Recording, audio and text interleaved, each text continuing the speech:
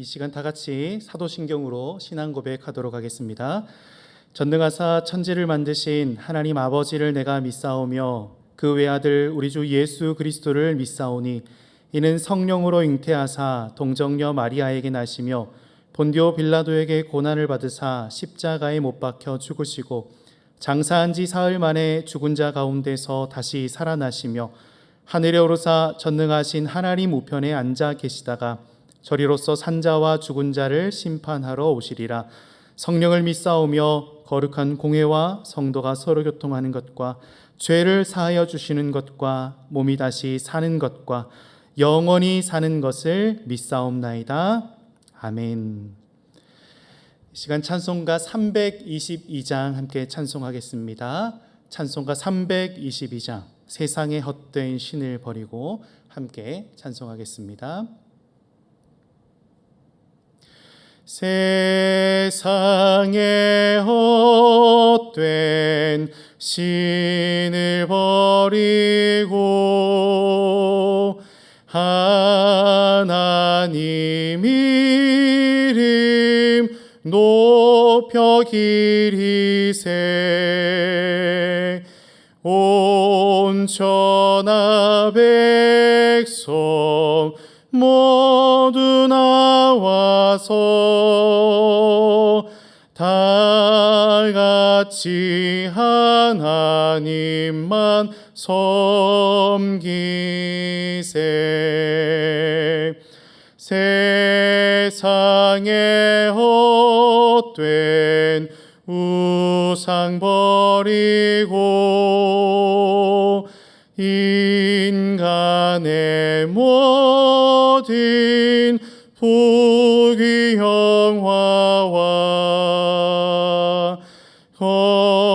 거짓과 불의 모두 버리고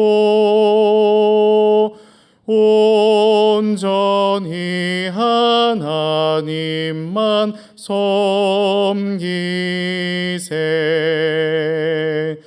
주님의 백성 서로 헤아려 시기와 미움 아주 버리고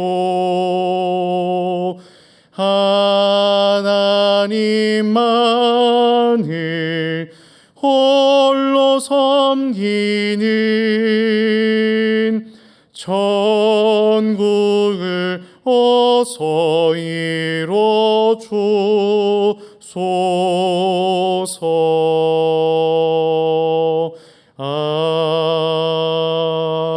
아멘. 아멘. 이 시간 함께 나누실 하나님의 말씀은 열왕기하 12장 1절부터 21절까지 말씀입니다. 열왕기하 12장 1절부터 21절까지 말씀, 저희는 우리 1절부터 3절까지 말씀만 함께 봉독하도록 하겠습니다. 하나님의 말씀 우리 함께 읽겠습니다. 예후의 제7년에 요아스가 왕이 되어 예루살렘에서 40년간 통치하니라. 그의 어머니의 이름은 시비아라 브엘세바 사람이더라. 요아스는 제사장 여호야다가 그를 교훈하는 모든 날 동안에는 여호와 보시기에 정직히 행하였으되 다만 상당들을 제거하지 아니하였으므로 백성이 여전히 산당에서 제사하며 분향하였더라. 아멘. 할렐루야.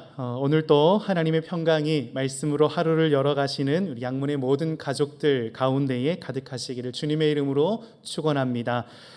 오늘 큐티 본문은 열왕기하 12장으로 아하시야와 그의 어머니 아달랴의 뒤를 이어 남유다의 왕이 된 요아스의 통치 기간을 기록해주고 있습니다. 그 중에서 앞서 읽은 1절부터 3절까지 말씀은 요아스가 왕으로 즉위하여 통치하던 기간을 요약하듯이 기록하고 있는데요. 열왕기적 관점에서 이 요아스를 어떻게 평가하고 있는가, 그는 어떤 왕이었는가, 이것을 보여주고 있습니다. 크게 보면 이 긍정적인 평가도 있고요, 또 부정적인 평가도 있는데요, 양면의 평가를 우리가 볼 수 있습니다. 먼저 1절을 보시면 그의 통치 기간에 하나님의 은혜가 있었다, 이것을 강조하는 것 같습니다. 1절을 보시면 예후의 제7년에 요아스가 왕이 되어 예루살렘에서 40년간 통치했다 기록하고 있죠. 물론 생각해 보면 남유다에는 다윗 왕과 솔로몬 왕, 그리고 아사나 우시아처럼 40년이 넘는 기간 동안 나라를 다스렸던 왕들도 있었습니다. 하지만 북이스라엘에는 이렇게 오랫도록 나라를 통치했던 왕이 없는데요, 그만큼 한 왕이 나라를 40년간 다스렸다는 것은 그가 그 나라를 얼마나 평안하게 다스렸는가, 이것을 보여주고 있는 대목이기도 합니다. 특별히 1절 후반부를 보면은요, 그의 어머니의 이름은 시비하라 브엘세바 사람이더라, 그의 어머니의 출신을 이야기해 주고 있습니다. 이는 아마도 바로 앞에 아하시야와 그의 어머니 아달랴를 비교해 주고 있는 것 같은데요, 아버지 여호람에 이어 즉위한 아하시야는 1년 만에 북이스라엘의 예후에 의해서 살해가 되었고, 그의 어머니 아달랴가 6년간 남유다를 치리했는데, 이 아달랴의 출신이 북이스라엘의 출신이죠. 심지어 누구의 딸입니까? 아합과 이세벨의 딸입니다.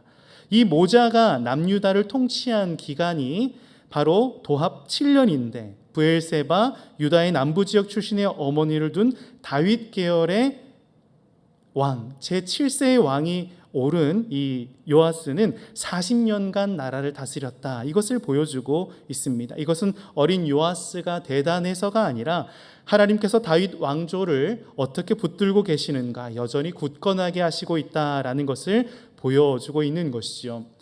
또 요아스에게는 그를 붙들어주는 대제사장 여호야다가 함께 있었습니다. 갓 태어난 요아스를 보호했던 사람도, 때가 되어 그를 왕위에 세운 사람도 여호야다였습니다. 그리고 여호야다는 요아스의 통치 기간 중에 가장 중요한 역할을 했던 사람이었습니다. 그래서 2절은 이렇게 표현하고 있죠. 요아스는 제사장 여호야다가 그를 교훈하는 날 동안에는 여호와 보시기에 정직히 행하였더라. 요아스의 이 평가는 좀 긍정적인 것 같으면서도 이 통상적인 평가를 벗어나지는 못해 보입니다. 왜냐하면 여호와 보시기에 정직히 행하였다, 이 한마디만 기록되어 있으면 얼마나 좋았을까요? 그런데 제사장 여호야다가 그를 교훈하는 날 동안에는 이라는 시간적 부사절이 따라 붙었기 때문이죠. 제사장 여호야다가 그의 곁에 있는 동안에만 여호와 보시기에 정직히 행하였다라는 이 부분적인 칭찬의 평가가 있는 것입니다. 여러분, 요아스의 행적을 보면 성전 보수에 관한 이야기가 주를 이루고 있습니다. 하나님의 성전 보수를 하는 데에 힘을 썼던 왕처럼 보여요. 그러나 이것은 전적으로 이 왕의 온전한 능력이 아니라 하나님의 뜻과 하나님께 충성되었던 사람으로 인해서 진행되었을 뿐이지, 요아스가 완전히 그것을 뛰어넘는 순종으로, 그가 자발적인 믿음의 순종으로 이것을 행해 나갔던 것은 아니었습니다. 이 4절부터 8절까지 말씀을 보면 요아스의 성전 보수 진행했던 현실을 보여주고 있는데요, 먼저 4절과 5절을 보면은요, 요아스가 제사장들에게 이르되 요아스의 성전에 거룩하게 하여 드리는 모든 은, 곧 사람이 통용하는 은이나 각 사람의 몸값으로 드리는 모든 은을 제사장들이 각각 아는 자리에서 받아들여 성전의 어느 곳이든지 파손된 것을 보거든 그것으로 수리하라 하였으나, 이렇게 기록하고 있습니다. 먼저 요아스는 제사장들에게 백성들이 성전에 거룩하게 드린 은, 그러니까 어떤 재물이 아니라 어떤 헌물이 아니라 은이라고 하는 화폐 역할을 하는 것이죠. 바로 이 은이 들어오거든, 화폐가 들여오거든 성전에 파손된 것을 수리하라고 명령을 내립니다. 그러나 여러분, 왕의 명령에도 이것이 오래도록 뜻대로 진행이 되지 않은 것을 볼 수가 있습니다. 6절을 보니까 요아스 왕 제23년에 이르도록 제사장들이 성전에 파손한 데를 수리하지 아니하였는지라 기록하고 있습니다. 요아스 왕 제23년까지 이 일이 진척되지 못했다는 겁니다. 물론 우리가 생각해 보면 그 어린 왕이 언제 이 명령을 내렸는지 알 수는 없지만, 여러분, 역대기 평행 본문인 역대하 24장을 보면 요아스가 장가를 든 후에 성전 수리를 명령했다 기록하고 있는데요. 그렇다면 이 7세의 왕이 되어서 장가를 어느 때에 들었을까요? 한 10대 초반 중반에 장가를 들었다 한다면 그래도 약 20년 동안 왕의 명령에도 불구하고 성전 보수가 진행되지 않았다라는 것입니다. 그 이유가 뭡니까? 이 사건에 대해서 열왕기는 표면적인 상황을 그려주고 있고요. 또 역대기에서는 그 본질적인 원인을 짚고 있습니다. 먼저 오늘 본문인 열왕기를 보면은 요아스가 여호야다와 제사장들을 불러서 어찌 성전 파괴한 데를 수리하지 않느냐 묻고 다그치자 제사장들이 성전 수리하는 것을 아예 보이콧을 해버리는 것을 볼 수가 있어요. 8절을 보시겠습니까? 이렇게 기록되어 있습니다. 제사장들이 다시는 백성에게 은을 받지도 아니하고 성전 파괴한 것을 수리하지도 아니하기로 동의하니라. 왕이 제사장들에게 성전 보수를 명령했습니다. 그러나 이것이 20년가량 진척되지 못하니 왕이 다시 점검을 하는 것이죠. 왜 이것이 진행되지 않느냐 묻는 것이었습니다. 그런데 제사장들이 거부를 하는 겁니다. 성전 파손된 것을 수리하지 않기로, 더 이상 은을 받지 않기로 담합하기에 이르렀어요. 여러분, 이 장면을 보면 어떤 모습들이 생각이 납니까? 왕의 리더십이 세워져 있지 않은 것처럼 보이죠. 그런데 그 이유가 역대기에는 더 본질적으로 표현이 되어 있는데요. 역대하 24장 7절 말씀을 보면 이렇게 기록되어 있습니다. 이는 그 악한 여인 아달랴의 아들들이 하나님의 전을 파괴하고 또 여호와의 전의 모든 성물을 바알들을 위하여 사용하였음이었더라. 아합과 이세벨의 딸로서 남유다의 왕비가 되었던 아달랴의 우상과 죄악들이 성전 제사장들에게도 영향을 미쳐 이 일이 아직까지도 진척되지 못했던 겁니다. 이 우상 숭배와 죄악들이 이 제사장들에게도 영향을 미쳐서 제사장들이 자신들이 취할 그 은들을 남에게 주고 싶지 않고 성전 보수하는 데 쓰고 싶지 않아서 이 일이 진척되지 못했던 거예요. 그래서 요아스와 여호야다는 더 이상 제사장을 통하지 않고 백성들로 하여금 직접 은을 내게 합니다. 그리고 백성들이 낸 은을 이 왕궁의 서기와 여호야다가 직접 투명하게 성전 수리를 담당하는 건축자들에게 제공을 해서 하니 백성들이 더 많이 자원하여 예물을 드리게 되었고 성전 수리가 이렇게 진행된 것이었습니다. 여러분, 이렇게 성전 수리가 어렵게 20년 만에 진행이 되고 있습니다. 그러나 여러분, 요아스 왕의 40년간 통치 기간 중에서 긍정적인 평가, 그의 주된 평가는 여기까지입니다. 다음 단락에서 요아스는 아람 왕 하사엘이 다시 정복 전쟁을 위해서 군대를 이끌고 예루살렘으로 올라오자 요아스가 이 군대와 맞서 싸우는 것이 아니라 그들에게 금이라는 이 조공을 바치게 되는 것이죠. 18절을 보니까 심지어 어떤 금까지 바치게 되었냐면 조상들 유다왕 여호사밧과 여호람과 아하시야가 구별하여 드린 모든 성물과 자기가 구별하여 드린 성물과 여호와의 성전 곳간과 왕궁에 있는 금을 다 가져다가, 왕궁에 있는 금뿐만 아니라 이 왕들이 하나님께 바치고 하나님의 성전 곳간에 있는 금까지도 다 가져다가 하사엘에게 바치고 하나님의 것을 하사엘에게 바친 이후에 평화를 찾게 된 것입니다. 하나님의 것을 내어주고 위장된 평화를 찾게 되었다라는 것입니다. 여러분, 왜 갑자기 이 요아스가 이렇게 된 것입니까? 왜 믿음으로 이 이방 나라와 싸우지 않고 하나님의 성전에 있는 금까지도 다 긁어모아 이방 왕에게 바치고 이 평화를 샀냐라는 거예요. 오늘 본문엔 이 사건의 연결고리가 없지만 역대기 24장을 보면 성전 보수와 아람의 침공 사이에 여호야다의 죽음이 기록되어 있습니다. 여호야다가 130세를 향수하고 하나님의 부르심을 받게 되어요. 이후에 요아스가 어떻게 바뀌냐면요, 역대하 24장 17절 18절 말씀을 보면은요, 여호야다가 죽은 후에 유다 방백들이 와서 왕에게 절하매 왕이 그들의 말을 듣고 그의 조상들의 하나님 여호와의 전을 버리고 아세라 목상과 우상을 섬겼으므로 그 죄로 말미암아 진노가 유다와 예루살렘에 임하니라. 아멘. 여호야다가 죽자 그는 다른 사람들의 이야기를 듣기 시작했습니다. 다른 신하들의 이야기를 듣기 시작한 결과 여호와의 전을 버리고 아세라와 우상을 섬기게 된 왕이 되어버린 거예요. 여러분, 하나님은 다윗의 나라를 지키시는 하나님이십니다. 하나님은 다윗의 집을 지키시는 하나님이세요.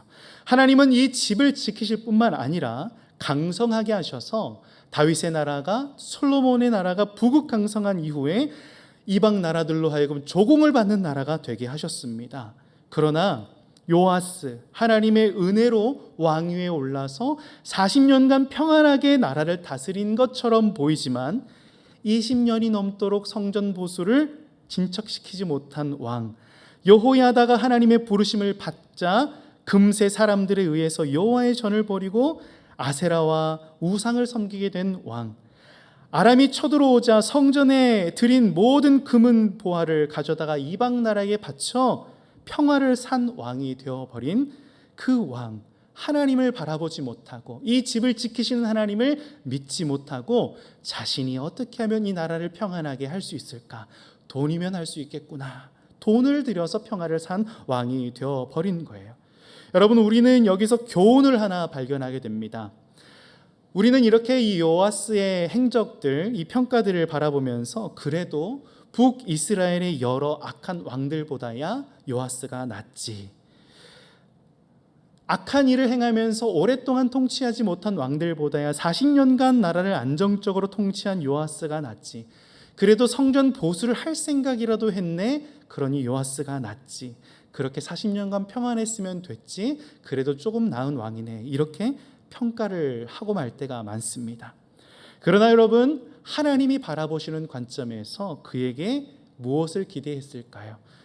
하나님이 바라보시는 것은 믿음일 것인데 그에게 있어서 믿음은 온전한 믿음이 아니라 여호야다, 그 옆에 있는, 그리고 옆에서 지켜주는 그 사람의 믿음에 따라서 안전하게 여기까지 왔을 뿐이지, 하나님의 은혜로 왕위에 올라 40년간 평안하게 왕의 역할을 감당했을 뿐이지 그의 결론은 우상 숭배였다라는 것입니다.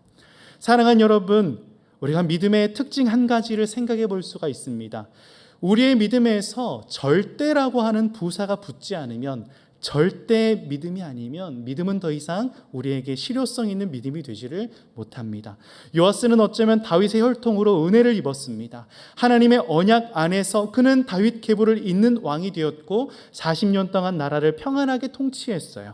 그러나 그에게 있어서 여호야다라는 신실한 책사를 빼버리면 그의 믿음의 미천이 드러나게 된다라는 것이죠. 그간 잘했다 싶은 것들이 결국 그의 것이 되지 못하고 끝내는 우상 숭배로 넘어져 버리는 결과를 맞이하게 된다라는 것입니다. 사랑하는 성도 여러분, 오늘 우리에게도 어떤 믿음이 필요합니까? 바로 이 절대의 믿음이 필요합니다.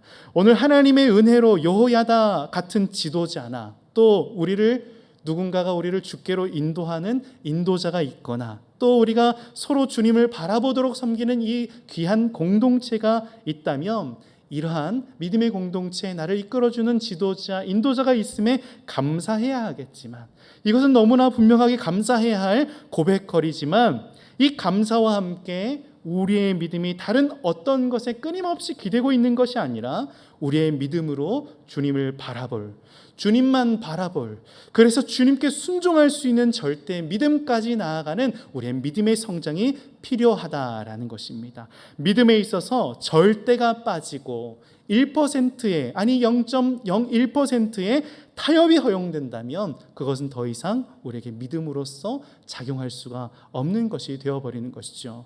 저와 여러분, 오늘 주신 말씀을 깊이 새기면서 사람들에게 이 정도면 선한 인생이다, 받을 평가만 기대하고 적당한 믿음의 소유자로 살아가는 것이 아니라 99%의 믿음으로 만족하는 우리가 아니라 오직 하나님 앞에서 절대 믿음의 소유자라, 내가 이만한 믿음을 보지 못하였노라, 이러한 하나님의 인정을 받을 것을 기대하며 오늘 우리의 믿음을 연단하고 갈고 닦고 주님 앞에 우리의 믿음을 내어드릴 수 있는 저와 여러분 되실 수 있기를 소망합니다. 그러면 하나님께서 우리의 믿음을 통해서 하나님의 살아계심의 역사들을 나타내 주실 줄 믿습니다. 그 사실을 기대하면서 오늘 또 믿음으로 주님 한 분만 바라보는 저와 여러분 모두가 되시기를 주님의 이름으로 축원합니다. 이 시간 함께 말씀을 기억하면서 이렇게 기도하기를 원합니다. 먼저 말씀을 붙들고 두 가지를 위해서 기도할 텐데요. 오늘 우리에게도 절대 믿음을 허락해 달라고, 그래서 이 절대 믿음의 소유자로 살아계신 하나님을 섬기는 자답게 오늘 우리의 하루하루를 생활할 수 있게 해달라고, 그리고 또 삼겹줄은 끊어지지 않는다 말씀하셨습니다. 그렇게 말씀하신 것처럼 우리 양문교회 공동체가 서로의 믿음을 지탱해주는 이 건강한 공동체로 서게 하시되, 일방적인 버팀과 일방적인 기댐이 아니라 서로 성장하여서 밀어주고 당겨주고 서로 버텨주고 세워주는 공동체가 되어서 이 믿음이 더욱더 영광스럽게 하나님의 나라를 나타낼 수 있도록 인도해 달라고 우리 함께 기도하기를 원합니다. 어제에 이어서 오늘까지 교육자 MT가 실시 중에 있습니다. 2025년도를 준비하는 교육자 공동체에 하나님의 지혜와 성령의 충만한 능력 더하셔서 우리 양문교회를 앞장서 섬기는 데 부족함이 없게 해달라고, 무엇보다 세우신 우리 김기영 목사님 영육간의 강건함으로 더하여 주셔서 우리 교회를 하나님의 뜻 가운데 인도해내는 데 부족함이 없도록 영육간의 강건함 더해달라고, 또 다음 주간 있을 지구촌교회 원로 목사님 이동원 목사님 모시고 실시하게 될 부흥성회를 위해서 기도해 주시되, 모든 시간 하나님 은혜를 예비하시고 베풀어 주실 텐데 온 교우들 잘 준비하여 참여하여서 은혜와 소망을 발견하고 누리는 시간 되게 해달라고, 신학교회 지교회와 선교지와 또 협력 선교사님들을 위해서, 그리고 여러분 각자 가지고 나오신 기도의 제목들 하나님께 간절히 아뢰시고 삶의 자리로 나아가도록 하겠습니다. 다 같이 함께 합심으로 기도하도록 하겠습니다.